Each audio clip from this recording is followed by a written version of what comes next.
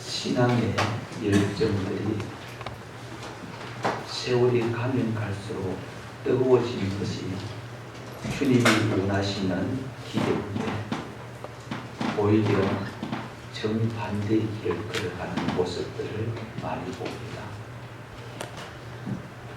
어떤 면에서는 믿는 사람들의 수가 적었던 오히려 일제시대 때는 훨씬 더 영향력을 끼쳤는데 오히려 기독교인들이 4분의 1을 차지한다고 하는 이 시기는 세상을 전혀 변화시키지 못하고 오히려 세상에 끌려가는 그런 모습들을 보고 있다는 거죠. 그럴 때마다 생각나는 게 과연 신앙생활의 유익이 무엇일까? 왜 사람들은 신앙생활에 대해서 열정을 가지지 않는 것일까? 분명히 예수 믿고 구원받았다는데 신앙에 관심은 없고 신앙의 열정도 없이 세상 사람들처럼 그렇게 하루하루 살아가는데 과연 하나님을 믿고 신뢰하고 살아간다는 유익이 무엇일까? 그런 생각들이 들게 된다는 겁니다. 신앙의 열정이 없으니까 공적 예배도 소홀히 되고 기도의 몸부림도 없어져 버리고 주님을 사모하고 말씀 앞에 자신을 비추어 보며 주님 앞에 바르게 살아가는 몸부림도 보여지는 모습들이 없어지는 것입니다. 이런 모습이라면 우리 온남교회 성도들이 이런 모습이라면 그건 이제 심각한 모습이라고 할 수 있습니다. 사사시대의 모습이 바로 온남교회의 모습이라면 이것은 참 두려운 일이라는 이야기죠. 왜냐하니라 하나님께서 오늘 우리에게 요구하시는 삶을 우리가 외면할 때 주님께서 우리를 대하시는 주님의 반응이 우리와 동일할 것이기 때문에 그렇다는 겁니다. 오늘 이 사사시대에 등장하는 그 시대의 모습과 오늘 기도원의 모습을 통해서 참 우리의 신앙을 다시 한번 확인을 할 필요가 있고 좀 더 열정적인 신앙을 회복할 수 있는 그런 기회가 되었으면 좋겠습니다. 자, 우리 5장을 돌아가 보면 5장에는 여사사 드보라와 바락으로 인해서 가나안 왕 야빈의 군대가 진멸되고 또 군대 장관 시스라가 헤벨의 아내 야엘에 의해서 관자놀이에 장막 말뚝이 박혀서 죽고 난 이후 이스라엘 자손의 손이 가나안 왕 야빈을 점점 더 눌러서 마침내 가나안 땅을 이 가나안 왕을 진멸시키고 승리의 노래를 부른 내용이 바로 5장에 기록되어 있습니다. 다시 말하면 승리의 개가를 불렀다는 이야기죠.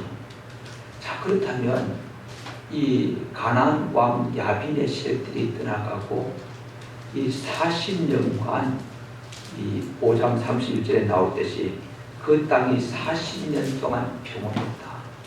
참 평안함을 누렸다라고 말씀하고 있는데 여러분 40년 동안 이스라엘 백성들이 평안을 누렸다면 가나안 왕 야빈의 억압 아래서 고통당했던 이스라엘 백성들이 하나님께서 사사를 통해서 가나안 왕 야빈의 세력을 몰아내시고 40년 동안 평안을 주셨다면 이스라엘 백성들의 신앙생활은 어떻게 해야 될까요?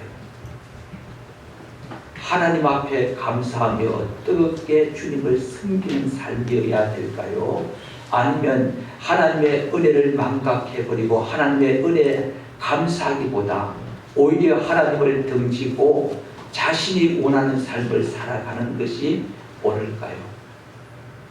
분명히 하나님께 은혜 받은 백성들이라면 당연히 하나님을 더 뜨겁게 사랑하고 섬기는 것이 정상적이어야 한다는 겁니다.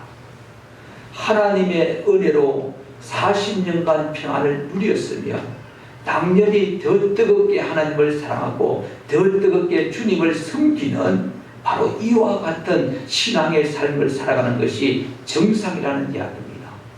그런데 하나님의 은혜와 하나님의 도우심을 입은 하나님의 백성들의 삶은 그렇지 않았습니다.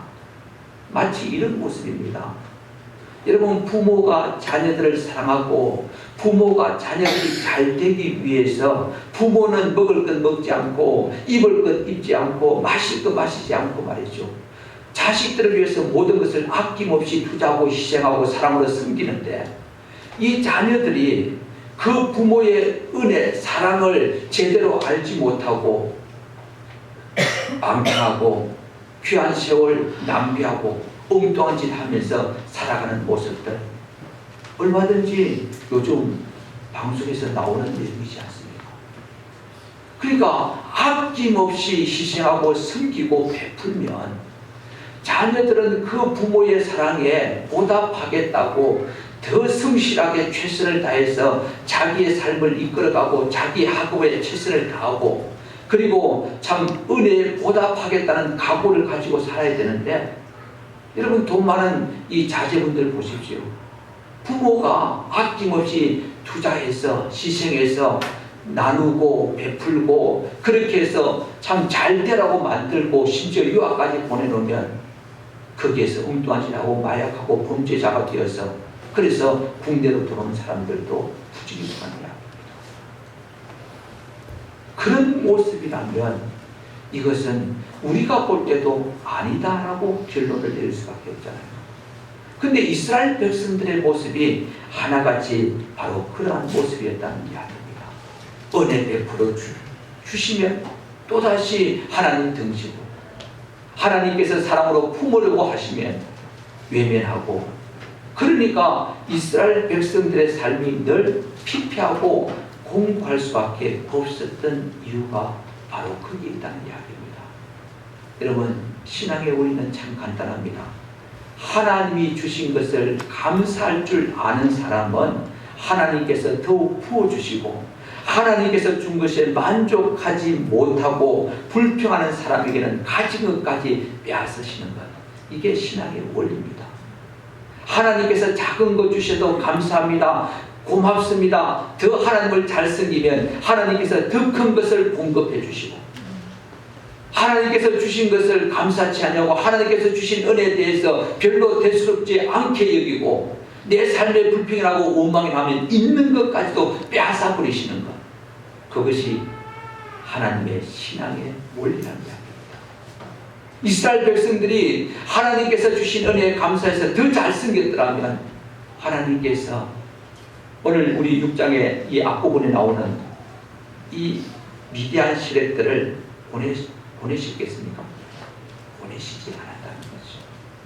오히려 하나님께서 40년 평안함을 주셨을 때 감사하고 하나님을 전심으로 섬겼더라면, 하나님께서 주신 그 은혜에 감사하고 하나님을 뜨겁게 사랑했더라면 미디안 세력이 아예 접근도 하지 못하도록 막으셨을 터인데, 하나님의 백성들이 은혜에 대한 반응이 불평이요 원망이요 하나님을 등지니까 그 가진 그 평안까지 빼앗아 버리려고 미디안을 보내셨다는 이야기입니다. 우리의 신앙생활도 마찬가지라는 기억을 하시기 바랍니다. 하나님께서 우리에게 주신 것 작은 것이라도 찾아서 감사하는 삶을 사시기 바랍니다. 네. 여러분, 곰곰이 누워서 한번 생각해 보십시오. 내가 누리는 것이 내 노력과 내 힘으로 이루어진 것인지 아니면 하나님의 은혜로 이루어진 것인지, 이것 곰곰이 생각해 보고 내가 받은 것 가운데 작은 것 하나라도 하나님 감사합니다. 그렇잖아요. 내 자녀가 건강하게 자라는 것도 감사하고, 내가 참 수많은 위험 가운데서도 그래도 안전하게 살아갈 수 있는 것도 감사하고, 심지어 난민들은 머물 것이 없어서 심지어 해변에서 아무것도 참 가리는 것 없이 거기에서 누워 자는 사람도 있는데, 나는 잘 수 있는 공간이 있고, 나는 이슬을 피할 수 있는 공간이 있고, 나는 일할 수 있는 공간이 있고, 그게 전부 다 감사의 제목이잖아요. 우리가 눈을 떠서 볼 수 있고 원하는 곳을 갈 수 있는 것도 사실 감사의 제목이에요. 여러분, 사랑하는 사람들이 내 곁에 있다는 것도 얼마나 복된 일이고 감사할 일이에요. 그러니까 이런 것들을 다 감사의 제목으로 삼고, 하나님 이것도 주시면 감사합니다, 저것도 주시면 감사합니다. 이렇게 감사하고 감사하는데, 그런 감사의 사람에게 하나님께서 주실 것 빼앗고시겠습니까? 더 주고 싶겠습니까? 여러분, 우리의 삶에서 작은 것 하나라도 하나님 앞에 늘 감사의 고백을 드리며 살아가는 신앙이 되시기를 바랍니다. 아멘. 자, 그런데 말이죠, 이스라엘 백성들은 늘 그래요. 패턴이 늘 그래요. 하나님께서 구원해 주시면 그 다음에 타락으로 이어집니다. 타락으로 이어지면 하나님께서 이제 징계하시잖아요. 징계하시면 또 하나님, 내가 못 살겠습니다, 구원해 주세요. 또 주님 앞에 기도합니다. 그렇게 해서 또 하나님께서 건져주시고, 이것이 사사기의 패턴입니다. 이것이 사사기의 패턴일 뿐 아니라 오늘 우리의 신앙의 모습입니다. 여러분, 잘못해서 하나님 잘못했습니다, 하나님 나 좀 살려주세요, 구원해 주시고 또 반복해서 그런 삶을 살아간다면 여러분, 하나님께서 기뻐하실까요? 아니면 하나님께서 마음에 분노하실까요? 여러분, 만약에 오늘 우리 읽은 이 본문 앞부분에 보면 이스라엘 백성들이 부르짖을 때 여호와께서 한 선지자를 보내어서 거기에 7절부터 10절까지 내용들을 읽어보시면 알게 될 겁니다. 하나님께서 너희들을 이곳에 심고 애굽에서 건져주시고 이곳에 심고 이곳에 있는 세력들을 다 내어 쫓으셨다. 하나님께서 그렇게 은혜를 베푸셨다. 그렇게 말씀하신 이유가 무엇인가요? 너희들이 하는 것을 내가 결코 기뻐하지 않는다는 거잖아요. 한마디로 말하면 내가 너희들의 목소리를 듣지 않겠다. 10절에 나오는 이 내용을 보면 너희들이 하는 모습들이 내가 참을 수 없다는 이야기입니다. 참을 수 없다는 이야기. 여러분, 이걸 잘 기억하셔야 돼요. 하나님께서 우리가 잘못해서 주님 잘못했습니다, 용서해 주세요, 하나님 건져주세요, 또 기도에 응답해 주시면 또 옛 삶으로 돌아가는 이런 삶을 반복하는 것을, 계속하는 것을 하나님께서 기뻐하신다는 이야기가 아닙니다. 하나님은 마치 노아 시대처럼 확 쓸어버리고 다시 새롭게 세우고 싶은 마음이 꿀뚝 같을 거예요. 그런데도 확 쓸어버리시고 하나님께서 다시 새롭게 하지 못하는 이유가 무엇입니까? 하나님의 언약이 있고, 또 구약시대가 아닌 신약시대를 이어오면 이 타락한 범죄한 이스라엘 백성들을 위해서 대신 십자가에 못 박혀 죽으신 예수님의 간구와 타는 일이라고 말이죠. 예수님의 십자가에 그 대속이 있기 때문에 예수님께서 분노를 막으셔서 이 백성들을 긍휼히 여겨달라는 그 주님의 탄식과 기도가 있기 때문에, 그래서 우리가 지금 이렇게 하나님의 진노 아래 머물지 않고 하나님의 구원을 받고 살아가는 게 아닙니까? 결과적으로 우리는 하나님의 은혜를 받은 백성이에요. 하나님의 은혜를 입은 인생이라는 이야기입니다. 은혜 받은 인생이라면, 하나님의 은혜 받은 백성이라면 우리는 당연히 은혜 받은 백성으로 살아가야 되는 것이 마땅하다는 이야기예요. 여러분, 우리가 평안하다고, 우리가 우리의 삶에서 늘 평안한 삶을 누린다고 우리의 노력이었습니다.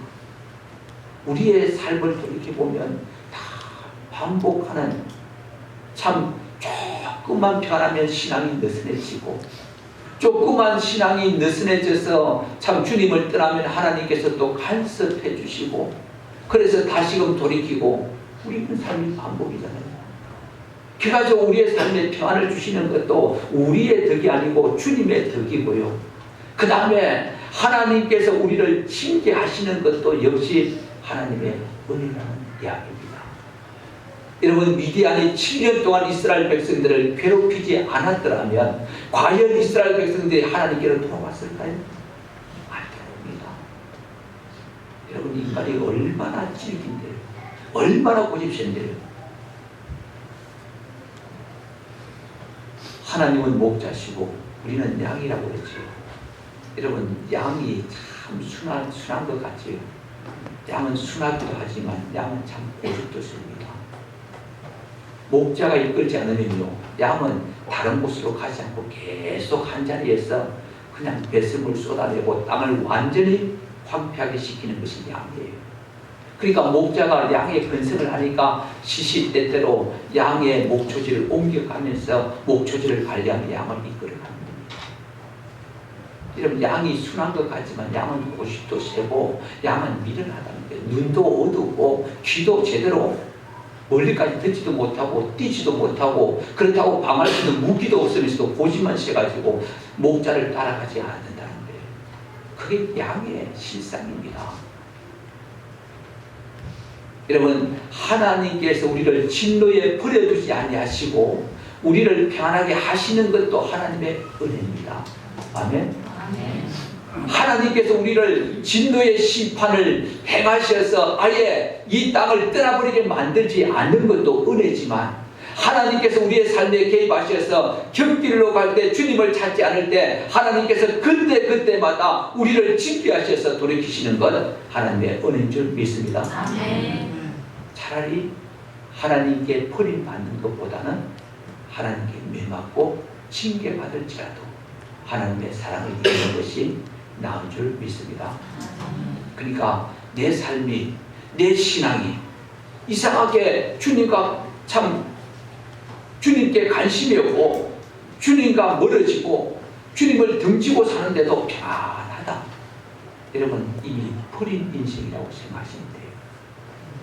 뭔가 내가 주님을 떠났을 때 뭔가 내가 다른 사람들보다는 그래도 제대로 살아가는 것 같은데 하나님께서 매번 징계하시는 것 같고 하나님께서 간섭하시는 것 같다. 그건 사랑받고 있다는 증거예요. 그 사람은 복된 인생입니다.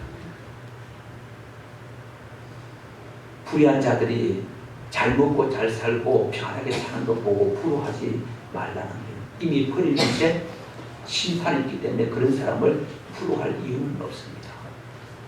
오히려 참 나름대로 몸부림치는데 어려움을 만나고 나름대로 힘들게 살아가는데 주님께서 간섭하시고, 그런 인생이 인생의 복된 자임을 믿으시기 바랍니다. 그게 바로 그런 사람이 은혜 받은 인생입니다. 은혜 가운데 사는 인생입니다. 여러분, 하나님의 은혜가 떠나가는 순간 우리는 견디지 못해요.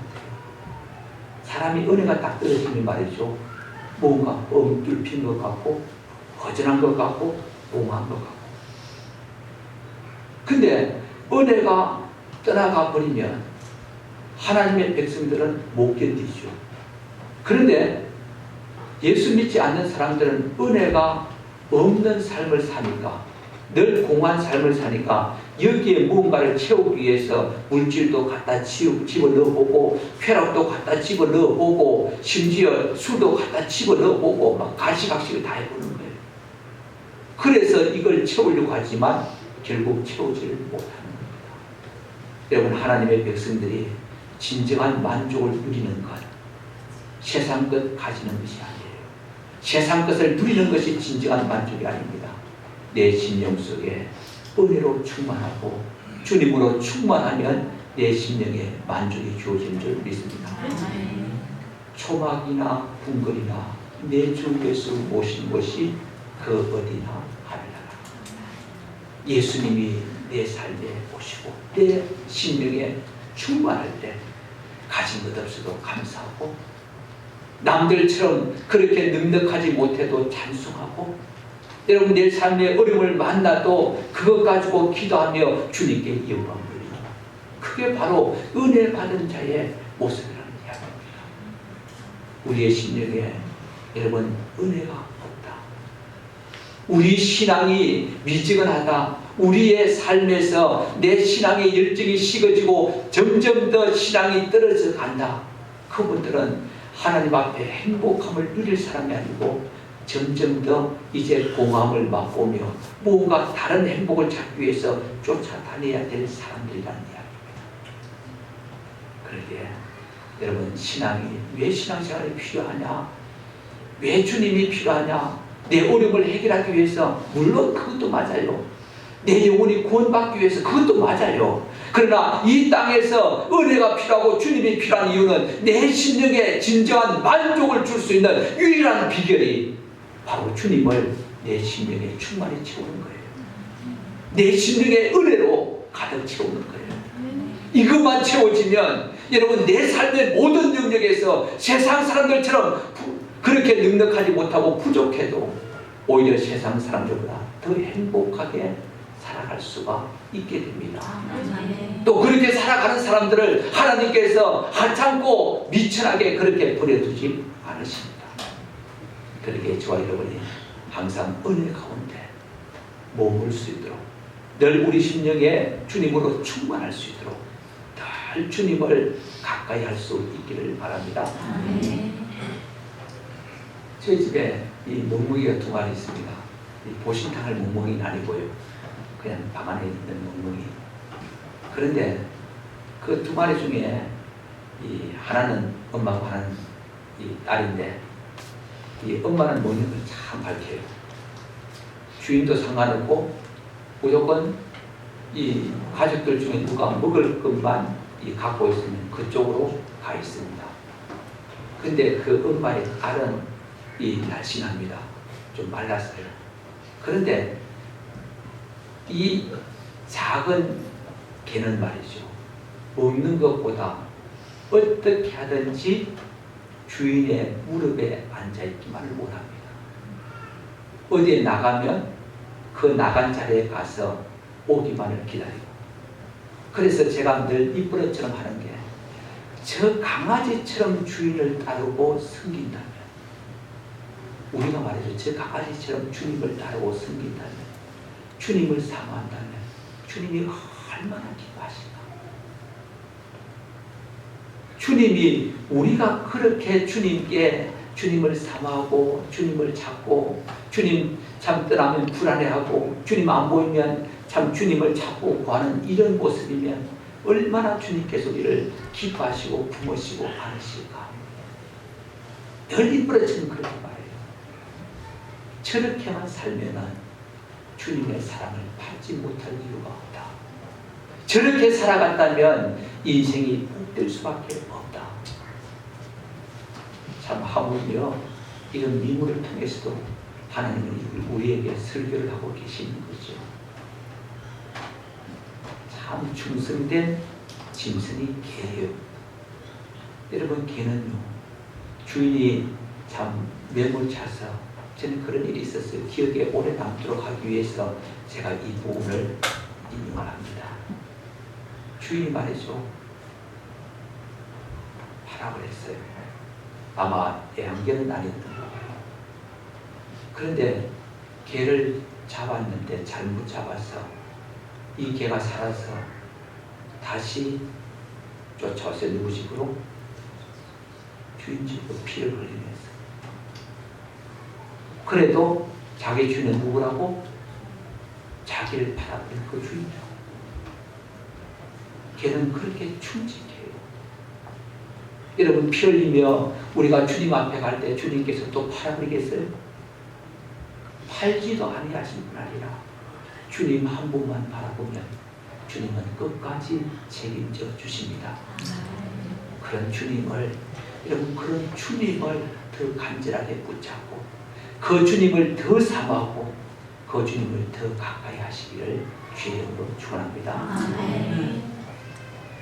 이스라엘 백성들이 이렇게 여러분 반복해서 악을 해갖고 하나님의 마음을 아프게 해도 하나님은 또 기도하니까 누굴 보냈어요?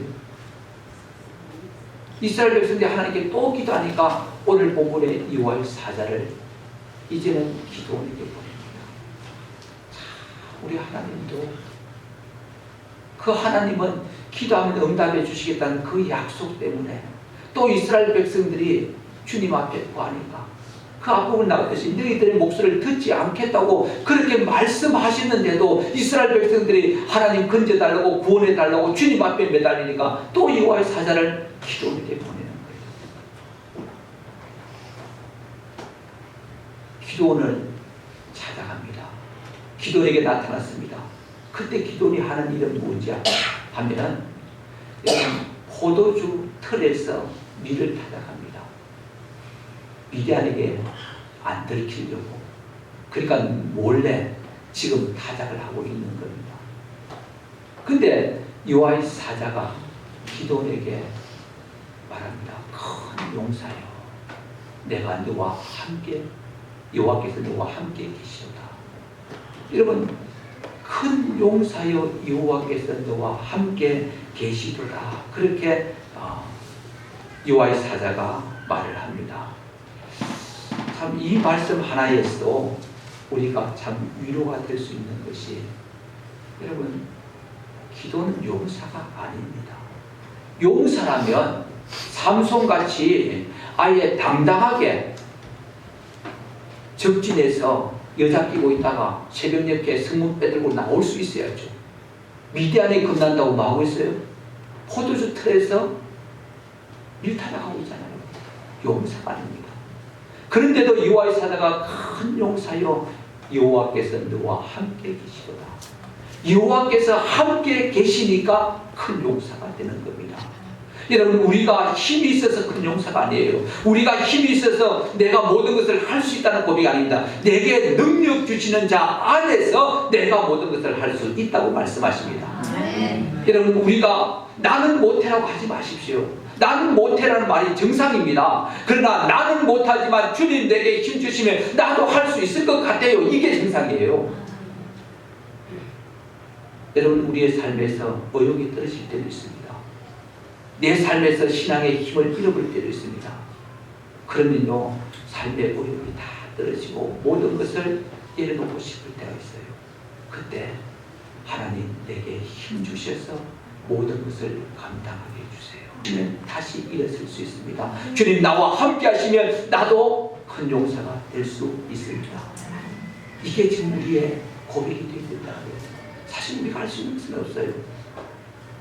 여러분, 그나마 성격이 좀 활달한 분들은요, 뭐 객기를 부리면서 뭐 큰 소리 치는 사람도 있지만 내성적인 사람은 그것도 안 돼요. 활달한 성격은 말이죠, 거품도 잘 치는데 내성적인 사람은 그것도 안 돼요. 미리 계산해보고 스스로 낙심하고 좌절합니다. 그런데 여호와께서 함께 하시는 자를 주님께서 큰 용사로 부르시고 위대한 일을 행하게 하실 줄 믿습니다. 그러니까 여호와께서 함께 하시는 자는 큰 용사라는 이야기입니다. 근데 말이죠, 큰 용사여 여호와께서 너와 함께 계시도다. 그러니까 기도원이 반응을 보입니다. 여호와께서 우리와 함께 계시는데 왜 애굽에서 이스라엘 백성들을 구원하신 그 이적과 기적은 없습니까? 왜 우리가 지금 이 모양 이 꼴입니까? 하나님께서 우리를 버리신 것이 아닙니까? 바로 이 말입니다. 그 말이 뭘까요? 지금 기도원의 마음속에는 여호와께서 우리와 함께 계시는데 어찌해서 하나님의 능력과 이적도 없고 하나님께서 우리에게 은혜 베푸셨다면 왜 우리의 처지가 이 모양 이 꼴이 되었느냐, 이 말이죠. 그러니까 여호와의 사자가 네 힘으로 이스라엘 민족을 위대한 손에서 구원하라고 이야기합니다. 여러분, 하나님이 함께 하는 사람은 큰 용사일 뿐 아니라 그 큰 힘을 가지고 자신만 아니고 심지어 자기 민족까지 구원하는 사람으로 사용하시는 줄 믿습니다. 여호와께서 함께 하시는 자는 큰 용사일 뿐 아니라 여호와께서 함께 하시는 자는 반드시 사명자가 되는 겁니다. 여러분, 우리 속에 주님께서 이미 함께 하시고 우리 안에 거하시는 줄 믿습니다. 그럼 나는 구원받았어요. 여러분, 예수님이 내 안에 거하시면 나는 구원받은 하나님의 백성입니다. 여호와께서 함께 하시는 자예요. 여호와께서 함께 하시는 자는 자신만 구원받은 것이 아니고 사명자예요. 어떤 사명? 주 예수를 믿으라. 그리하면 너와 그 다음에 내 집이 구원을 얻으리라. 자, 지금 이 바울이 빌립보 지역에서 감옥에 갇혔을 때 간수에게 하는 말입니다. 간수가 묻습니다. 내가 어찌해야 되느냐고 물으니까 주 예수를 믿으라고 합니다. 그러면 너와 내 집이 구원을 얻으리라고 이야기합니다. 예수 믿는 그 순간 간수는 구원받습니다. 근데 간수만 구원받는다고 말하지 않고 너와 내 집이 구원을 받는다고 이야기합니다. 그 간수를 통해서 그 간수가 먼저 구원받고 그가 주님과 함께함으로 말미암아 그 가족들이 구원받게 될 것이라는 사명을 이야기하고 있는 거예요. 여러분, 예수 믿는 가정에 예수 믿는 사람들은 반드시 그 가족들을 위해서 날마다 주님 앞에 엎드리고 하나님의 은혜를 구해서 가족들을 구원해낼 줄 믿습니다. 그게 하나님이 함께하는 자가 큰 용사일 뿐 아니라 사명자라는 이야기입니다. 여러분, 자신만 구원받는 것이 나를 구원한 목적이 아닙니다. 다른 사람까지 구원하는 것, 가족뿐만 아니라 이웃까지 구원하는 것, 하나님께서 주신 그 모든 것이 나를 통해서 누군가에게 흘러가게 하는 것, 그래서 하나님이 영광을 받으시는 것, 그것이 바로 하나님의 백성이고 아브라함의 자손입니다. 창세기 12장을 가보십시오. 하나님께서 아브라함을 불러내시고 하나님께서 아브라함을 자기 백성 삼으신 줄 뭐라고 합니까? 하나님께서 아브라함에게 너는 복이라고 합니다. 복의 권능이라고 이야기합니다. 여러분, 복의 권능이라고 이야기할 때 하나님은 분명히 아브라함을 통해서 아브라함을 축복하셔서 그 축복이 자기에게 머무는 것이 아니고 반드시 후손에게까지 흘러가게 하는 것이 하나님이 아브라함을 선택하신 이유입니다. 우리가 예수 믿는 그 순간 아브라함의 자손이 됩니다. 영적 아브라함의 자손이 되어져요. 예수 믿는 순간 영적 아브라함의 자손이 된다는 것은 우리가 복의 통로가 된다는 이야기입니다. 그때부터 우리는 하나님께로부터 복을 받고 이 복이 나를 통해서 흘러가게 된다는 거죠. 내 가족들에게, 아니면 내 이웃들에게, 아니면 어려운 자들에게. 그것이 바로 아브라함의 자손이 되는 거예요. 아브라함의 자손이 된다는 것은 구원받는다는 것이, 이것이 전부가 아니고 구원받을 뿐 아니라 사명자가 된다는 이야기고, 나를 통해서 누군가에게 하나님이 주신 복음이, 은혜가, 하나님이 주신 축복이, 하나님의 권능이 흘러가야 되는 것, 이것이 바로 아브라함의 자손이고 예수 믿는 자의 삶이라는 이야기입니다. 그런데 여호와께서 함께 하시는 자, 예수 믿는 사람은 나는 못합니다. 나는 못하지만 주님이 도우시면 할 수 있습니다. 라고 말할 수 있는 큰 용사요. 내가 구원받았을 뿐 아니라 또 나는 누군가를 내 힘을 가지고 살려야 되는 사명자임을 반드시 기억하시기를 바랍니다. 그런데 마지막 한 가지입니다. 자, 이제 서로로 돌아가게 되지요. 서로에서 뭐라고 했습니까? 왜 신앙에 열정이 없을까? 왜 공적인 예배까지도 소홀히 할까? 왜 기도의 삶이 제대로 이루어지지 않을까? 여러분, 오늘 이 기도를 가만히 보면 기도원이 마지막 구절에 가보면 말이죠. 이렇게 말하고 있습니다. 자, 우리 17절, 18절 같이 읽겠습니다. 시작. 기도원이 그에게 대답하되 만일 내가 주께 은혜를 얻었사오면 나와 말씀하신 이가 주 되시는 표징을 내게 보이소서. 내가 예물을 가지고 다시 주께로 와서 그것을 주 앞에 드리기까지 이곳을 떠나지 마시기를 원하나이다니 그가 이르되 내가 너 돌아올 때까지 머무르리라 하니라. 이 말씀을 가만히 보면 지금 기도원이 여호와의 사자에게 뭐 하겠다는 이야기입니까? 예물을 드리겠다, 예배를 드리겠다는 이야기입니다. 근데 예배를 드리는 목적이 뭡니까? 내가 은혜 받은, 내가 하나님께 당신에게 은혜를 받았으면 당신이 주 되시는 표징을 내게 보여달라는 거예요. 그 말이 뭐예요? 당신이 주 되시는 표징, 당신이 주 되시는 표징을 내가 확인하게 되면 당신이 내게 말한 그 사실은 전부 다 내가 받아들일 수 있는 축복의 말씀이 되는 거예요. 쉽게 말하면 예배를 통해서 지금 여호와의 임재를 경험하겠다는 이야기입니다. 예배를 통해서 여호와의 임재를 경험하고 예배를 통해서 하나님을 체험하고 그분의 말씀을 다시금 책임질하면서 힘을 얻겠다는 이야기죠. 여러분 그렇지 않습니까? 왜 예배가 필요하고 왜 공적인 모임이 필요하냐? 하나님께서 내게 주신 구원의 은혜, 하나님께서 내게 주신 사명이 무엇임을 확인하고 다시 한번 하나님 앞에 결단하는 시간이 예배 시간이요. 하나님께서 은혜 주신 그 은혜를 받아서 힘을 가지고 또 일주일을 살아갈 수 있는 그런 공급받는 시간이 된다는 게 이게 예배라는 이야기입니다. 근데 말이죠, 예배가 소홀히 되어져요. 여러분 주일 대예배가 없어요. 이 예배는 대예배입니까? 그럼 오후 예배는요? 소예배? 그러면 대예배는 마땅히 드려야 되고 소예배는 안 드려도 되는 겁니까?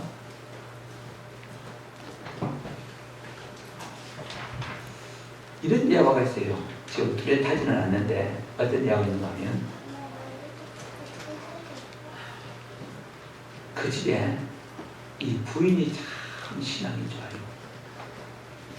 참 하나님 앞에 신실하고 주님을 잘 섬깁니다. 그런데 남편이 늘 하는 말이 당신은 우리 집안의 신앙의 대표자다.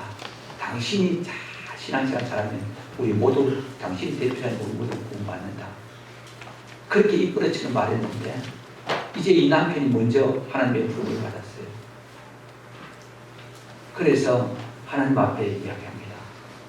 우리 가정의 신앙의 대표자인 우리 마누라가 신앙생활을 잘했으니까 우리 모두 구원받아야 됩니다.